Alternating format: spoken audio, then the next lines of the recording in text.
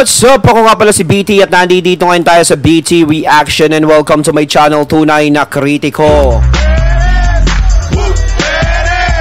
At meron tayong panonooring video ngayon. Ito po ay nagmula kay Balita Hub TV. Sa mga hindi pa po nakakabisita sa channel ni Balita Hub TV, bisita na po kayo mga katunay. At kung hindi pa kayo nakakapag-subscribe, subscribe na din po kayo mga katunay kay Balita Hub TV. At syempre huwag nyo rin po sana kalimutan na mag-subscribe dito sa channel ko sa Tunay na Kritiko. Sa mga hindi pa nakakapag-subscribe, and click the notification bell para maging updated po kayo sa mga reaction videos na aking ilalabas. At huwag na natin pagtagalin at sabay-sabay na nating panoorin ang laman ng video na hatid sa atin ni Balita Hub TV at bibigyan natin ng reaksyon.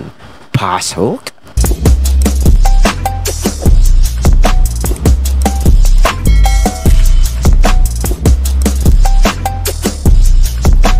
Ayan, ayan na. Ayan, ayan sila.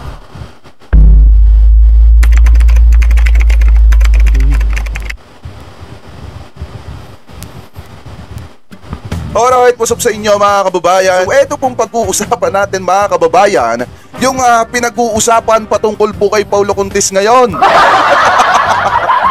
na kung saan mga kababayan masasabi natin na walang kadala-dala itong si Paulo Contis dahil po sa bagong target na naman ito na isang babae sa Itbulaga or sa Tape Bulagta. At dito mga kababayan masasabi natin na di umano nanganganib etong si Yen Santos na baka maiwan at mapalitan. Pero bago po natin pag-usapan yan, mga kababayan, dahil yan yung mainit-init na tatalakayan natin, ay nais ko po muna sabihin sa inyo na kung kayo po ay bago pa lamang po sa ating YouTube channel, ay hinihikayat ko po kayo na huwag niyo po sanang kalimutan na i-like etong ating live streaming na ito at huwag na rin po kalimutan na mag-subscribe dito sa ating YouTube channel. Hito na rin po yung ating notification bell para lagi po kayong updated sa tuwing mag-upload po tayo or magla-live tayo ng mga ganitong klase ng issue or video. At gusto ko din po kayong batiin ng isang magandang umaga, tanghali, hapon, gabi, saan man sulok ng mundo kayo naroon, mapa sa Pilipinas man po kayo or ibang bansa. Sana po ay nasa mabuti po kayong kalagayan at gabayan po kayo ng ating Panginoon. Mabuhay po kayong lahat at magandang gabi po. Ayun ha. Ayun, syempre, nice ko nga pala magbigay ng credits dito sa boses na madidinig natin ngayon at bibigyan ng reaksyon walang iba kundi kay Jake Magnus. Sa mga hindi pa nakakabisita sa channel ni Jake Magnus TV, bisita na po kayo mga katunay. At kung hindi pa kayo nakakapag-subscribe, subscribe na din po kayo mga katunay kay Jake Magnus TV. Pagpatuloy natin. Alam nyo ba kanina, habang nagpo-browser tayo, may dalawa tayong nakitang balita. At yun yung isang balita na nakita po natin. Oy, Kuya Bong, mega love shoutout ha. At yung isang balita na nakita natin, mga kababayan, patungkol kay Paulo Contis. Ayan Na kung saan sabi po si Paulo. Kala ko nga mga kababayan, kasi yung mga ganito kasing balita, talaga minsan hindi mo paniniwalaan eh. Kasi normal na vlogger lang. Pero nasundan po yan ng isang article hanggang sa nasundan pa ng isang personal na balita. Ito yon. Mamaya natin pag-uusapan yan. Unahin muna natin etong galing sa vlogger, sa Showbiz Broadcast. Sabi po dito, Paulo Contis at co-host niyang si Ara San Agustin. Sweet na sweet kahit wala na sa harap ng camera panoorin. Eto, mapapasabi kayo dito kung gaanong klaseng katirador etong si Paulo Contis. So ito, play po natin mga kababayan. Nag-aalala ngayon ang maraming nakapanood ng mga episodes ng Itbulaga nang mapansin ang makailang ulit na pakikipag-close ng host nitong si Paulo Contis sa female co-host niyang si Ara San Agustin. Niyayakap ito, hinahawakan ang mga kamay at hinahalikan. Panoorin ang video. Ay, sana all may niyayakap. Sana all may hinahalikan. Alam niyo mga kababayan, hindi ko alam kung ano yung pinaggagawa ngayon ni Paulo Contis. Kasi kung titingnan po natin, talagang mapapasabi po tayo na wala talagang kadala-dala. Dahil itong ginagawa niya kasi mga kababayan, talagang dito, alam niyo yung ayos niyang imahe, tapos siya mismo yung sumisira sa kanyang imahe, talagang matindi. Kasi kung tutusin mga kababayan napakaayos na ng lagay nitong si Paulo Contis. Medyo humupa na yung pambabati ko sa kanya, lalo na yung patungkol sa mga responsibilidad niya na talagang masasabi natin na hindi niya nagagampanan. So ngayon, ang punto kasi dito mga kababayan, nagkamali na nga siya ng paulit-ulit. Tapos ngayon parang nangyayari, inuulit na naman. Pogi! Pogi daw, pogi. Mahirap talagang maging pogi. Mahirap talagang maging cutie pie. Sa madalit salita, mga kababayan, sa madalit salita, talagang nanganganib itong si Ian Santos dahil mga kababayan, pag nahulog ang loob ni Paulo Contes dito kay Ara, di umano, talagang may posibilidad na maiwan etong si Ian. Diba, alam niyo, mahirap talaga. Mahirap talagang pumatol sa isang tao. Pero hindi ko naman tinutukoy na si Paulo yun Mahirap talagang pumatol sa isang tao, lalo na pagka hindi marunong makontento. Tama. Sa totoo lang, mga kababayan, mahirap pumatol sa isang tao lalo na pag hindi marunong makontento. So ipagpatuloy pa natin. Ay, subscribe nyo yung Showbiz Broadcast. Usap-usapan ngayon ang napansin ng maraming netizens ang madalas na paglapit-lapit ni Paulo Contes. Ay! Sana all! Ay, kaya Bricong, mega love shoutout. Bala is the great. Tahimik na nga ako. Na-OP ako. Ay, kaya Brick, mega love shoutout. Ito natin ngayon, yung pagiging babaero ni Paulo Contes. Hindi naman sa hinuhusga natin siya, pero mga kababayan, talagang kung ako si Ian, talagang mapapatingin ako dito at mapapaluhan na lang ako sa isang sulok pag nakikita ko kung gaano katindi si Paulo. Alam niyo, sa totoo lang, grabe naman kasi, no? Iba-iba yung napuntahan niya Iba-iba yung mga napakisamahan niya. Tapos iba-iba yung panganay, ganun. No, sana naman ayusin na ni Paulo. Syempre kawawa naman din yung yung mga, alam niyo saan nangyayari, kawawa diyan yung bata O, pagpalagay natin, sige, kilala ka, ganto, ganyan. Pero mas masarap talaga yung mag-stay ka naman. Dapat matuto ka namang magmahal ng forever. Alam natin, di masyadong uso ang salitang forever. Pero tao din naman mismo ang gumagawa nun. Di ba, mas masarap yung pagtanda mo may mag-aalaga sa'yo. Di ba? Para nag-i-enjoy ka, parang bata ka pa, no? Parang, hanggat may lumalapit, tukalan ng tuka, parang ganun ba? Ay, naku naman, Paulo. Ay, naku. Bayan, kahit wala daw sa harap ng camera, talagang gantong-ganto daw si Paulo. Ba't talaga pag pogi? So, pagpatuloy pa natin. Sa co-host niyang si Ara San Agustin. Una ay noong mapansing habang nag-co-host si Ara ay inilapit ni Paulo ang kanyang mukha rito. Ow! Ay! Niyakap rin ni Paulo si Ara at kinuha rin ang kamay nito para i-holding hand. Kung ipapalit sa Aldab, hindi rin to magkiklik, mga kababayan. Kasi unang-una, kaya naman kasi nag-click yung kay yung kay Mamain Mendoza at saka yung kay Alden Richard. Wala po kasi silang mga issue that time, mga kababayan. At saka talagang bagay na bagay yung dalawa. Nung mga panahong yon, talagang pagtungtong ng tanghalin tapat, inaabangan talaga yan kahit sa mga mall na mga supporter, lalo na ng mga legit Dabber Cards. Talagang hinihintuan sa mall yan, pinapanood pa po yan, mga kababayan. Etong dalawang ito kasi, etong si Paulo Contes, may bahid kasi to. So ngayon, mga kababayan, tingin ko hindi magiging magkiklik kung sakaling gayahin nila yung Aldab at sila yung pumalit sa Aldab. Napakalabo. Baka ang mabalitaan na lang natin sa isang araw, isa na rin dito sa naging babae ni Paulo. Asagwa naman, no?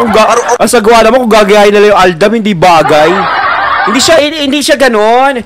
Hindi siya parang ganoon yung aura niya, hindi Aldab. Kasi kita mo naman, meron naman siyang issue na ganyan. Tapos gagawing mga ganyan, yung mga sweet, parang sagwa naman. Kaya talaga maiisip talaga ng tao is hindi yung Aldab ang dating. Parang, naku, baka ito na naman yung mag-iisang babae niya. Iba yung nagiging feedback. Iba yung nagiging nagiging komento sa kanya na naiisip na, kawawa naman yung babae dyan. Hindi katulad ni Alden tsaka ni Maine talaga, no? Oo. Gagawa lang kayo ng love team tapos may issue pa yung lalaki. Grabe naman kayo. Or pag binalas-malas pa nga, mga kababayan, di umano, nabasa ko din naman doon sa mga komento ng mga tao, baka isa din ito sa mga anak ni Paulo bago hindi sustentohan. Di umano, ha? So, ipagpatuloy pa natin. Napansin rin ng marami nang pumaraan umano si Paulo noong habang inaamoy ni Ara ang suot niyang polo ay pasimple naman itong humalik sa noo ng dalaga. Pansin na pansin ang madalas na pagpapasweet ni Paulo sa mga moments Nako, ni ha? Ara sa telebisyon. Nako ha? Ito ng marami, pakulo lang ba ito para makabuo ng love team at pag-usapan? Nako naman, love team naman. Gara naman. Hindi talaga ang gara tignan kung ganyang love team. Okay lang yung babae, pero kung si Paulo may involve sa ganyang love team, Diyos ko naman. Alam naman na may issue, Diyos ko naman. Hindi naman pwede itanggihan mo na may issue ka tapos ganyan, grabe. Tapos makikita ng mga bata, yung mga syempre, anak mo, ganyan, pag may love team ka pa na ganyan. Hindi siya nakaka-entertain. Marami lalong maiinis. Ang Itbulaga. O totoo unti-unti nang nagiging malapit sina Paulo at Ara sa isa't isa. Nako. Marami Nako, naman yun ang ang nagbabala kay naiisip. Ara na mag-iingat sa tulad ni Paulo. Nako, yan ang sinasabi natin, hindi love team ang lumalabas. No, nasala, ay, sana magtuloy-tuloy yung love team nila, ganyan nakakakilig. Hindi. Ang lumalabas na resulta, mag-iingat ka dun sa babae, no, pinapag-ingat. Oh, mag-ingat kayo sa bulugan. Mag-ingat ka. Nako, Bulugan. doon sa mga artista, ng mga Yes, babae, Sir mag-ingat Jake. kayo sa nagpapakalat ng Bulugan. lahi. Ay, mag-ingat kayo sa mga bulugan at chickboy ha. Doon sa mahilig magpakalat ng lahi, abay mag-ingat kayo, lalo na pagka mga ganitong galawan. Arakoy! Nako, baka sa isang araw makita natin sa PET-PH, mga kababayan, na Paulo Contes, may nana ka na naman. Pagpatuloy pa natin. Kasi mga kababayan talagang walang kadala-dala. Tirador nga, ika nga naman, sa Batangas nga, kung makikita ito ng mga Batanggenyong sasabihin dito, ay, napakatirador mo naman. Katinde. Ay, garining-garining ang galawan ng mga ng mga tirador, mga kababayan. Yung mga mahihilig sa mga magagandang babae tapos paiiwanan ng lahi tapos hindi nalilingunain. Ay talagang matindi. Baka sa isang araw makita nyo sa pahayagan isa na rin aray. Ting mahulog ang loob sa mga kaibigang babae na napapalapit ang loob sa kanya. Wala pang balitang hiwalay na si Paulo sa girlfriend niya ngayon na si Yen Santos. Ay, Kaya ang makitang nakikipagharutan ito, yumayakap at humahalik sa kanyang female co-host ay ipinag-alala ng marami para kay Ara. Hindi, tsaka pangit naman nun. Alam naman may girlfriend ka, tapos ganyan ka pa. Si Paolo naman, feeling teenager ang dating, no? Parang ganyan. Yung tipong single, ready to mingle. Yung ng netizens, for the views lang ba ito? O may something Nako, talaga na namumuo sa kanilang dalawa? Hindi yan for the views, for the inis. Kahit daw kasi hindi na nakatutok kina Paulo at Ara ang kamera, ay tuloy pa rin ang sweetness nila sa isa't isa. Paano na daw si Yen Santos? Ano naman kaya ang nararamdaman ni Yen kapag nakikita na may ibang niyayakap at hinahalikan ang nobyo niyang si Paulo? Alam nyo, kung ako kay Yen hanggat maaga pa, itatama ko yung pagkakamali ko sa nakaraan. Hindi, kung ako lang kay Yen hanggat maaga pa mga kababayan, i-break ko na si Paulo kasi masasaktan lang ako. Kung ako si Yen, kung ako lang si Yen. Kasi alam niyo yung araw-araw mo makikita sa national TV, sobrang sweet nung dalawa, tapos may mga lumalabas pang balita kahit off-cam, sobrang sweet. Di ba ang ending din nun mga kababayan, mahuhulog yung dalawa, si Paulo at saka itong si Ara, sa isa't isa mga kababayan, tapos ang ending, magkakaroon ng relasyon na patago. Katulad nung kay Paulo at kay Yen dati. Na kung saan makakapture sa isang park na naglalakad, na naka-face mask. Ganun mga kababayan na mangyayari. So kung ako kay Yen hanggat maaga pa, hanggat hindi pa nangyayari sa kanya, yun nangyari dun sa isa mga kababayan, talagang makipag-break na siya. Unahan niya na si Paulo. Kung ako lang naman. Kung ako lang, opinion ko lang yun mga kababayan. Pagpatuloy pa natin. Sa harap ng telebisyon. May isang malapit na tao kay Ara ang nagsabing hindi nito gusto na malink romantically kay Paulo. Yan! Nag-iisip na nga rin daw ito kung mabuti bang umalis na lang siya bilang host ng Itbulaga. Bagaman namin umano ni Ara na grabe mag-care si Paulo sa kanya. Syempre, bago pa. Kahit naman sinong bago, no? Sa talagang grabe mag-care. Pinayuhan naman daw si Ara ng kaibigan na hindi nito kinakailangang mag-quit bilang Itbulaga host. Maging totoo lang daw ito sa sarili kapag off-cam. I'm connected with Ara and all I can say is in public TV. Yes, true. Alam nyo, sa isang babae kasi, lalo na pag ipinaparamdam mo na sobrang care mo, pag ipinaparamdam mo na mahalaga siya, importante siya mga kababayan, talagang mahuhulog at mahuhulog yan sa'yo. Lalo na pag nararamdaman ng babae na secure siya sa feeling mo. So ngayon, kung gano'n yung nararamdaman ni Ara dito kay Paulo Contis, hindi naman sa pinangungunahan natin yung kanilang nararamdaman, mauuwi din yan mga kababayan sa patagong relasyon.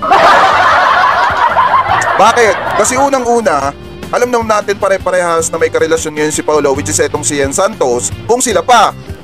Kung magiging sila nitong si Ara, magiging patagong relasyon nito. At ang magsasuffer mga kababayan ng napakatindi dito, etong si Ian Santos, sabi ko nga po sa inyo mga kababayan, opinion ko lang naman ito. Yung kasing relasyon, hindi naman to patama sa kanila, pero ito opinion ko lang. Yung relasyon na kinuha mo ng panakaw, kinuha mo ng palihim mga kababayan, or yung relasyon na yung relasyon na may nasaktan kayong tao, or kinuha mo yung kapartner mo doon sa iba, hindi maganda yung pupuntahan yan. Break up at break up lang din yan. Sabi ko nga po sa inyo, kung yung isang relasyon talagang masasabi natin na kuha mo lang din or nakaw mo lang din sa iba yung kaligayahan mo, talagang din yan, wala din forever dyan, walang kaligayahan dyan. Kasi nandoon yung pagdududa ninyo sa isa't isa, nandoon mga kababayan, yung mapapansin mong uulit pa rin etong si lalaking ito, at nangyayari na ngayon. Ayon, at ating natunghayan ng video na nagmula kay Balita Hub TV, at syempre natunghayan din natin si Jake Magnus. Ayan, binigyan natin ng reaksyon. Mga katunay, kayo na masasabi nyo kay Paulo? Ha? Nako, ha? Love team pa more. Comment lang po kayo. So once again, I'm BT and I'm out. Peace.